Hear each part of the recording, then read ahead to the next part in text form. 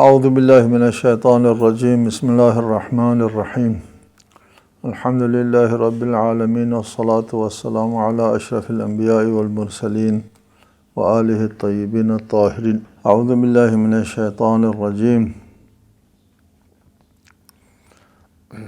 فقال الملأ الذین کفروا من قومه ما نراک الا بشرا مثلنا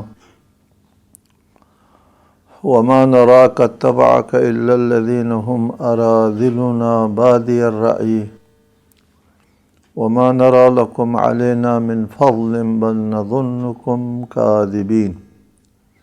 سورہ ہود آیت 27۔ حضرت نوح علیہ السلام کی دعوت کا ذکر ہے۔ جب حضرت نوح نے اپنی قوم کو توحید کی دعوت دی، اللہ تعبدوا الا اللہ، تو توحید کی اس دعوت کے جواب میں نوح کی قوم نے کہا، فقال الملأ الذین کفروا من قومہ، تو ان کی قوم کے کافر سرداروں نے کہا، ہماری نظر میں تو تم صرف ہم جیسے بشر ہو، اور ہم یہ بھی دیکھ رہے ہیں کہ ہم میں سے ادنا درجے کے لوگ سطحی سوچ سے تمہاری پیروی کر رہے ہیں، اور ہمیں کوئی ایسی بات بھی نظر نہیں آتی جس سے تمہیں ہم پر فضیلت حاصل ہو، بلکہ ہم تو تمہیں کاذب خیال کرتے ہیں۔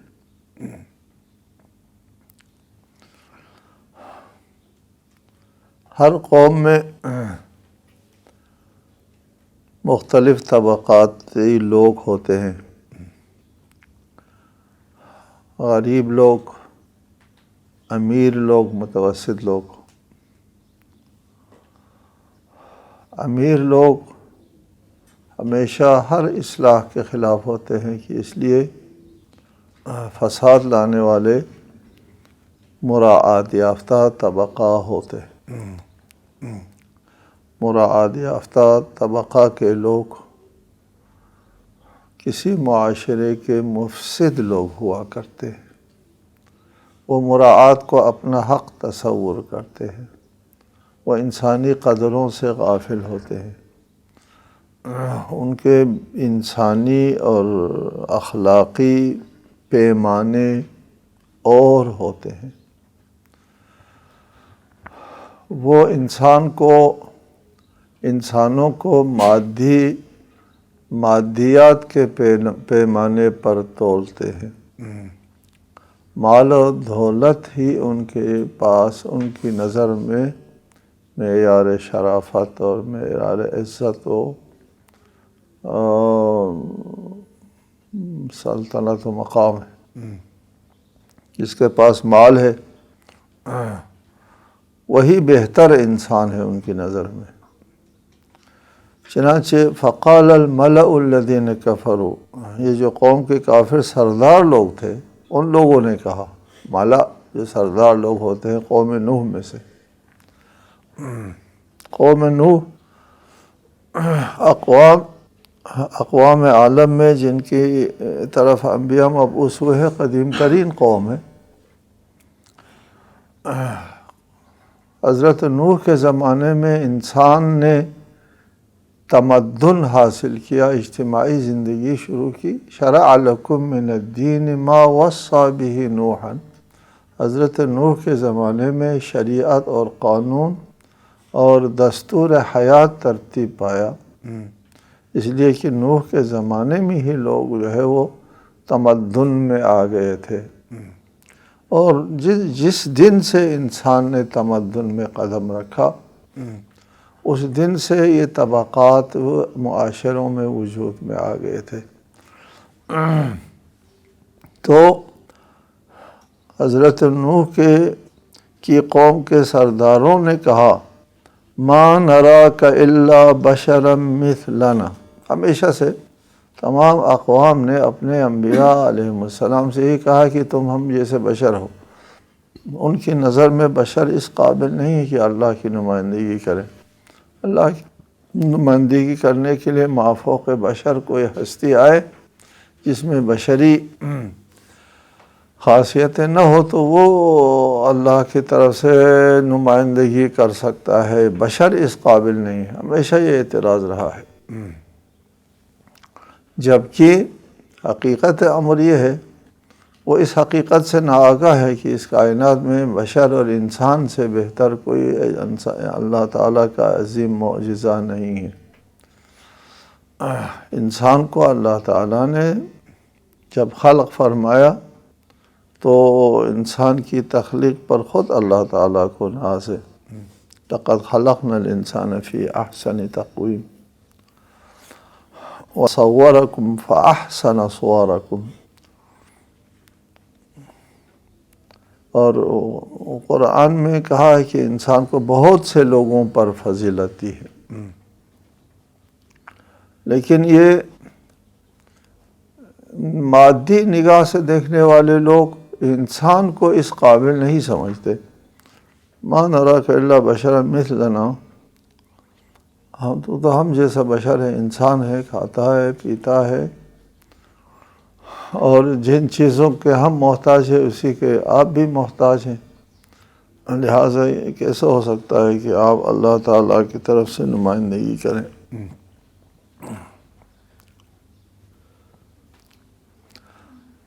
حقیقت امر یہ ہے کہ انبیاء علیہم السلام کے دو پہلو ہوتے ہیں۔ ایک پہلو میں تو واقعاً باقی انسانوں کی طرح نظر آتے ہیں، اٹھتے ہوئے، بیٹھتے ہوئے، کھاتے ہیں، پیتے ہیں، ضرورت ہوتی ہے، دکھ درد ہوتا ہے، جو باتیں باقی انسانوں میں ہیں وہ ساری باتیں ان میں ہوتی ہیں ایک اعتبار سے۔ دوسرے اعتبار سے جس حیثیت کے اوپر وحی نازل ہوتی ہے وہ عام بشر کی طرح نہیں ہے، وہ عام بشر کی طرح نہیں سنتے، عام بشر کی طرح نہیں سمجھتے، عام بشر کی طرح نہیں دیکھتے۔ ان کی سماعت اور ان کی بصارت جو ہے عام بشر کی سماعت و بصارت سے مختلف ہے، لیکن یہ عام لوگوں کے محسوسات میں نہیں آتے، اس لیے وہ مطلق کہتے ہیں ما نراک الا بشرا مثلنا، ہم جیسے بشر ہو، حالانکہ انبیاء عام بشر جیسے نہیں ہوتے ہمیشہ۔ ظاہر جو صورتحال دکھائی دیتے ہیں ان میں بشر جیسے ہوتے ہیں، حقیقت میں جس حقیقت پر وحی نازل ہوتی ہے وہ عام بشر جیسی نہیں ہوتی۔ عام بشر کو جو آوازیں سننے کو نہیں ملتی، یعنی سننا ممکن نہیں ہے، نبی ان آوازوں کو سن لیتے ہیں، اور جن حقیقتوں کو عام لوگ نہیں دیکھ سکتے انبیاء ان حقیقتوں کو دیکھ لیتے ہیں۔ اس پر ہم نے پہلے بھی بات کی ہے آپ سے کہ نبی عام بشر کی طرح نہیں ہوتے اس پہلو سے جس پہلو کے اوپر وحی نازل، جس حقیقت کے اوپر وحی نازل ہوتی ہے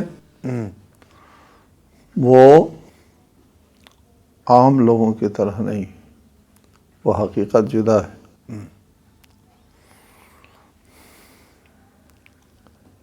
وَمَا نَرَاكَ اتَّبَعَكَ إِلَّا الَّذِينَ هُمْ أَرَاذِلُنَا، دوسری بات یہ کی ہے کہ ہم یہ دیکھ رہے ہیں کہ ہم میں سے ادنا درجے کے لوگ آپ کی پیروی کر رہے ہیں، غریب لوگ، نادار لوگ آپ کی پیروی کر رہے ہیں۔ اگر آپ کوئی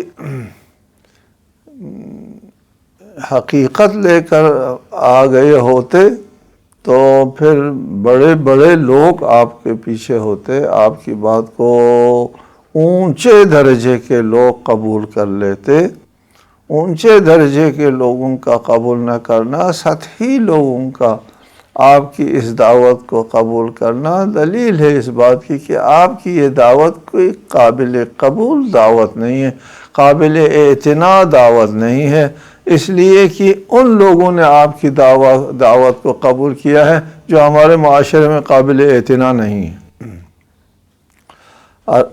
اراذلنا، ہم میں سے جو پست لوگ ہیں، حقیر لوگ ہیں، رذیل لوگ ہیں، خسیس لوگ ہیں، ان لوگوں نے آپ کی دعوت قبول کی ہے۔ البتہ رذیل اور خسیس ان کی نظر میں، ان کے جو پیمانے ہوتے ہیں مادی پیمانے ہوتے ہیں، اس پیمانے کے تحت وہ جن کے پاس مال و دولت نہیں ہے، معاشرے میں جاہ و مقام نہیں ہے عام انسانوں کی نگاہ میں، ان کو وہ رذیل شمار کرتے ہیں۔ لہٰذا آپ کی دعوت قابل قبول نہیں ہے ہمارے لیے۔ بادی الرائے، آپ کی پیروی کرنے والے لوگ ایک تو رذیل لوگ ہیں، خسیس لوگ ہیں، معاشرے کے ادنا درجے کے لوگ، فقیر اور مسکین لوگ ہیں جن کی کوئی حیثیت نہیں ہے معاشرے میں۔ دوسری بات یہ ہے بادی الرائے ہے، یہ لوگ سطحی سوچ رکھنے والے ہیں، صاحب فکر نہیں ہے، صاحب رائے نہیں ہے، عاقل لوگ نہیں ہے، سمجھدار لوگ نہیں ہے، یہ سطحی ہی نافہم نادان چند بے وقوف اور احمق لوگوں نے بادی الرائے، سطحی سوچ، ان لوگوں نے ایک قسم کے بےہودہ اور سطحی سوچ کے لوگوں نے، نافہم لوگوں نے آپ کی دعوت قبول کی ہے۔ ہم کہاں اور آپ کی یہ دعوت اور آپ کے ساتھ جو لوگ بیٹھے ہیں یہ کہاں؟ یعنی ان انبیاء علیہ السلام کی دعوت کو قبول کرنے والے لوگوں کو انہوں نے سطحی سوچ قرار دے دیا۔ یہ سادہ لوگ جو ہے اس طرف آتے ہیں، انبیاء کی دعوت کی طرف آتے ہیں، صحیح فکر اور سوچ رکھنے والے یہاں نہیں آ سکتے۔ یہ بت پرست معاشرے کی بات تھی کہ جو لوگ انبیاء کو تسلیم ہی نہیں کرتے سرے سے، ان لوگوں نے یہ کہا تھا، اور ابتدائی تمدن میں حضرت نوح کے زمانے میں انسانی تاریخ کے ابتدائی دنوں کی بات ہے۔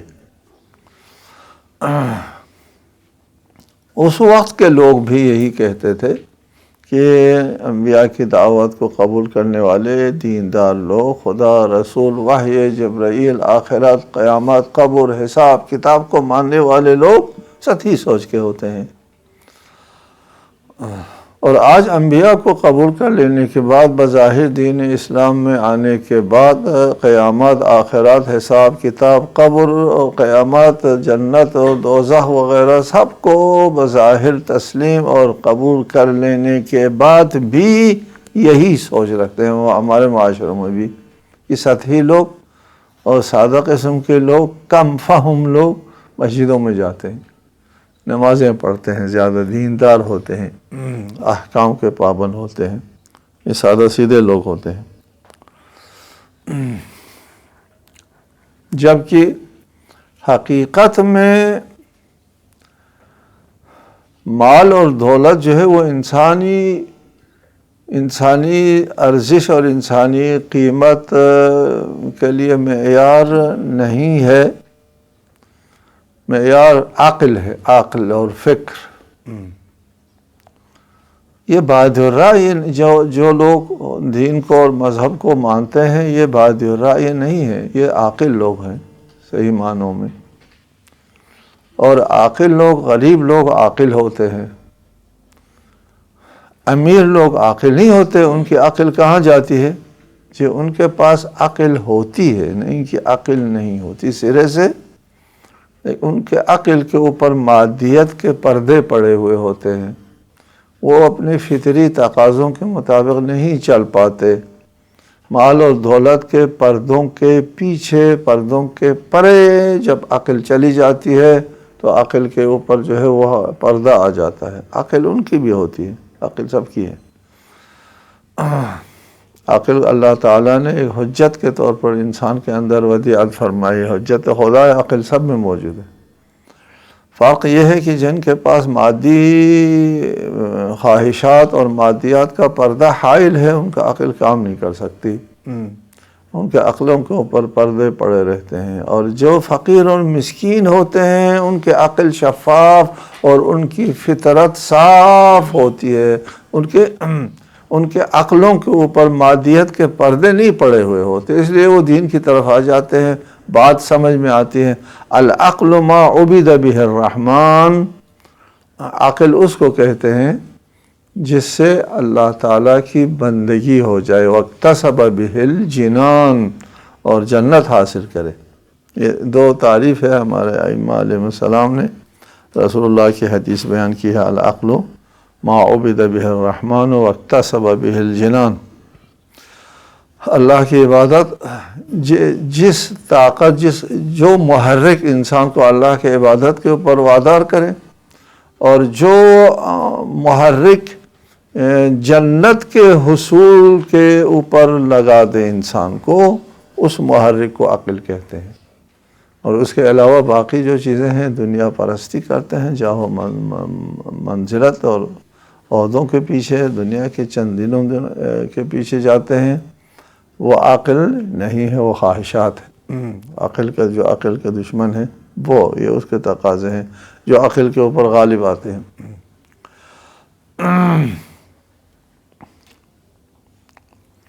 لیکن یہ لوگ کہتے ہیں بادی الرأی، یہ لوگ سطحی سوچ کے لوگ ہیں، سادہ لوگ ہیں، سمجھدار لوگ نہیں ہیں جو دین کی طرف آتے ہیں۔ کم و بیش ہمارے معاشرے میں بھی لوگ یہی کہتے ہیں، سادہ مادہ لوگ جو ہے وہ نماز پڑھتے ہیں دین وین کے، اور وہ سادہ لوگ کیا ہوتے ہیں؟ سادہ لوگ جن کے پاس مال و دولت نہیں ہے، غریب لوگ ہیں۔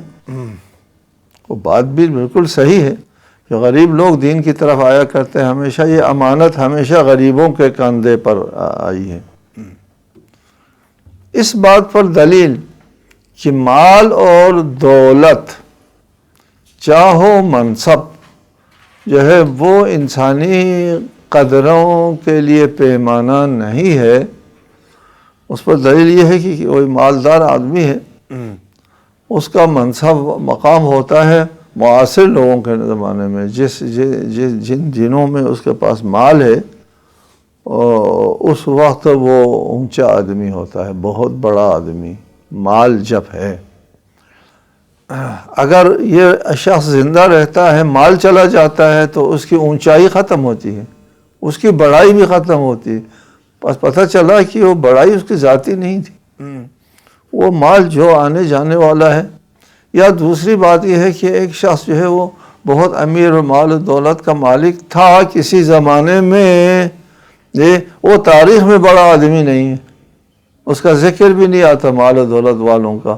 اگر ذکر آتا ہے تو کسی عبرت اور کسی ایسے واقعے کے ضمن میں آتا ہے اس کا ذکر جو دوسروں کے لیے قابل عبرت ہے۔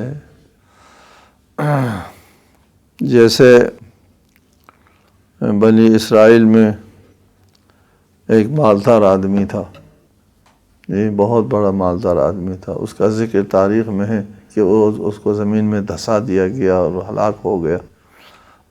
اس عبرتناک واقعے کے ضمن میں اس کا ذکر آتا ہے، کسی بڑائی اور کسی اچھا اور بڑا انسان ہونے کے حوالے سے ذکر نہیں آتا، جبکہ فقیر اور مسکین لوگ جب حوالے تاریخ ہو جاتے ہیں، نادار لوگ کردار کی روشنی میں، عقل و بینش کی روشنی میں انہوں نے اپنی شخصیت بنائی ہو، وہ تاریخ کے حوالے ہو جاتے ہیں، تو پھر وہ ہمیشہ زندہ رہتے ہیں، یہ غریب، یہ نادار۔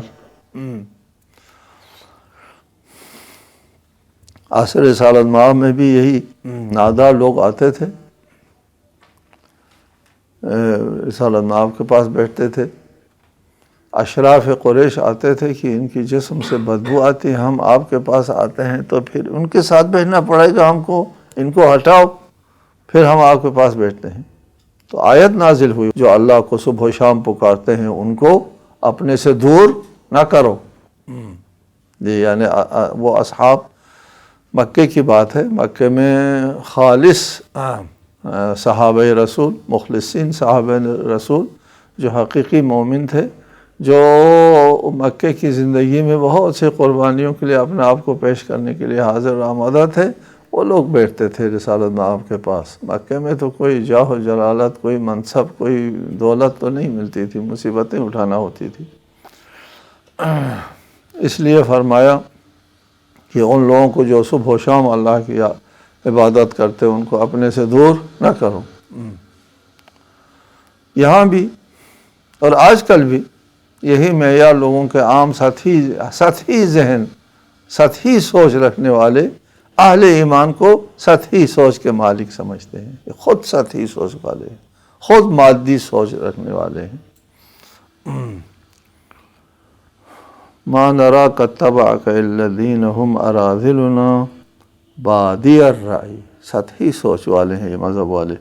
وما نرى لکم علینا من فضل، اور ہمیں کوئی ایسی بات نظر نہیں آتی جس سے تمہیں ہم پر فضیلت حاصل ہو، کہ اگر ہم نے تم کو تسلیم کیا کہ تمہارے پاس اللہ کی نمائندگی ہے تو پھر اس کا مطلب یہ ہوا کہ تم کو ہم پر فضیلت حاصل ہے۔ عام طور پر معاشروں میں انبیاء علیہ السلام جب مبعوث ہوتے تھے تو اس وقت اکثر و بیشتر مسئلہ یہی حسد اور ایک دوسرے سے آگے نکلنے کی جو خواہش ہے، اس کی وجہ سے لوگ ایمان نہیں لاتے تھے۔ ابو جہل نے اعتراف کیا تھا کہ محمد نے کسی انسان کے خلاف افتراء نہیں کیا، خدا کے اوپر افتراء کرے گا، کہہ دیا، کہنا پڑا، بات نکل گئی، حقیقت امر سے واقف ہے، لیکن بنی ہاشم کی بالادستی قبول نہیں ہوگا، یہ قابل قبول نہیں ہے۔ رسالت میں آپ کی زندگی میں بھی بعد میں بھی بنی ہاشم کی بالادستی جو ہے ان لوگوں کے لیے گراں گزرتی تھی۔ ابو جہل کے لیے ممکن نہیں تھا بنی ہاشم کی بالادستی کو قبول کرے۔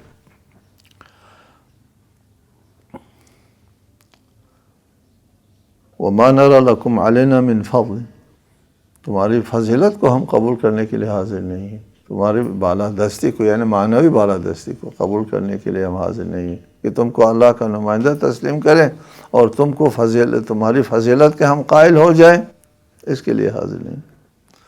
بل نظنکم کاذبین، وہ یہی کہتے تھے کہ ہم آپ کو کاذب خیال کرتے ہیں کہ آپ اللہ کی نمائندگی کی جو دعویٰ کر رہے ہیں جھوٹ ہے، آپ اللہ کے نمائندہ نہیں ہیں، اور اللہ کے نمائندہ نہ ہونے پر یہ دلیل پیش کیا جو ذکر ہو گیا۔ قال یا قوم ارأیتم ان کنت علی بینۃ من ربی وآتانی رحمۃ من عنده فعمیت علیکم انلزمکموها وانتم لها کارہون۔ نوح نے کہا اے میری قوم، یہ تو بتاؤ اگر میں اپنے رب کی طرف سے واضح دلیل رکھتا ہوں اور اس نے مجھے اپنے رحمت سے نوازا ہے مگر وہ تمہیں نہ سوچتی ہو، تو کیا ہم تمہیں اس بات پر مجبور کر سکتے ہیں جبکہ تم اسے ناپسند کرتے ہو؟ حضرت روم فرماتے ہیں قال یا قوم ارأیتم، یہ لفظ ارأیتم ہمیشہ قرآن میں جہاں کہیں بھی آتا ہے ذہن میں رہے آپ لوگوں کے، یہ رؤیت سے نہیں ہے۔ ارأیتم کی ترکیب جو ہے وہ اس معنی کو بتانے کے لیے آتی ہیں، اخبرونی، ارأیتم جہاں کہیں بھی ہے قرآن میں اخبرونی، مجھے بتاؤ کے معنی میں ہے۔ ارأیتم کیا تم نے دیکھا، اکثر لوگوں نے قرآن کا ترجمہ کیا ہے تو ارأیتم کا ترجمہ کیا کیا تم نے دیکھا، ایسا نہیں ہے، اس کا ترجمہ کیا تم نے دیکھا رؤیت سے نہیں ہے، یہ ترکیب اخبرونی کے معنی میں آتا ہے کہ مجھے بتاؤ، ٹھیک ہے جی، کیا تم نے دیکھا، ترجمہ اس کا نہیں ہے۔ قال، حضرت نوح نے فرمایا یا قوم، اے میری قوم، ارأیتم، مجھے تو بتاؤ، ان کنت علی بینۃ من ربی، اگر میں اپنے رب کی طرف سے واضح دلیل لے کر آیا ہوں کہ میں جو دعوت پیش کر رہا ہوں وہ مبنی بر حق ہے، اور اللہ کی طرف جو دعوت دے رہا ہوں وہ حق پر مبنی ہے، وآتانی رحمۃ من عنده، اللہ نے اپنی رحمت سے مجھے نوازا ہے، یعنی نبوت عنایت فرمائی ہے، فعمیت علیکم، یہ تمہیں نہ سوچتی ہو، تم کو یہ رحمت نظر نہ آتی ہو، تمہارے سمجھ میں یہ بات نہ آتی ہو، تو انلزمکموها، تمہارے سمجھ میں نہ آنے کے باوجود کیا ہم تم کو اس بات پر مجبور کر سکتے ہیں؟ اخبرونی، بتاؤ مجھے، جی، کہ اللہ تعالیٰ نے مجھے دلائل بیان عنایت فرمائی ہے اور نبوت سے مجھے نوازا ہے، فعمیت علیکم، جو تم کو یہ اللہ تعالیٰ کی رحمت جو ہے وہ نظر نہیں آتی، تمہاری سمجھ میں نہیں آتی، اس میں سمجھ میں نہ آنے کے عوامل ہیں، وہ پہلے بتا دیا ہے۔ سمجھ میں نہ آنے کے عوامل کیا ہے کہ ان کے عقلوں کے اوپر پردہ پڑا ان کے اپنی خواہش پرستی کی وجہ سے، ورنہ یہ نہیں کہ ان کے سمجھ میں بالکل سرے سے آنے کی چیز ہی نہیں تھی، اور جو سمجھ میں آنے والی ہی نہ تھی اس کے اوپر باز پرسے نہیں ہوتی۔ سمجھ میں آنے والی چیز تھی، ان کے خواہشات کی وجہ سے، ان کے اپنے کرتوت کی وجہ سے وہ سمجھ میں نہیں آتی ہے، لہٰذا وہ لوگ مسئول ہیں۔ انلزمکموہا، کیا ہم اس پر تم کو مجبور کر سکتے ہیں؟ اسلامی دعوت، انبیاء علیہ السلام کی دعوت کا تعلق دلوں سے ہے۔ دل جو ہے وہ دلیل اور حجت کے سامنے جھکتا ہے، دل جو ہے وہ طاقت کے سامنے نہیں جھکتا، گردنیں جھکتی ہیں، دل طاقت کے سامنے نہیں جھکتا۔ دل دلیل اور برہان کو سمجھتا ہے، منطق کی دلیل کو سمجھتا ہے، لہٰذا منطق نے جب تمہارے اوپر اثر نہیں کیا تو پھر طاقت تمہارے اوپر استعمال نہیں ہوگا۔ جو ایمان طاقت کے ذریعے لایا جائے گا وہ ایمان نہیں ہے، اس کو ایمان نہیں کہتے۔ اس لہٰذا جو انسان مرنے والا ہوتا ہے اس وقت سب لوگ ایمان لاتے ہیں طاقت کی بنیاد پر، وہ ایمان اللہ کے لیے قبول نہیں ہے۔ وہ ایمان قبول ہے جو انسان سمجھ کر دلیل اور برہان کی روشنی میں جو بات سمجھ میں آ گئی ہے اس کو قبول کرنے کو ایمان کہتے ہیں۔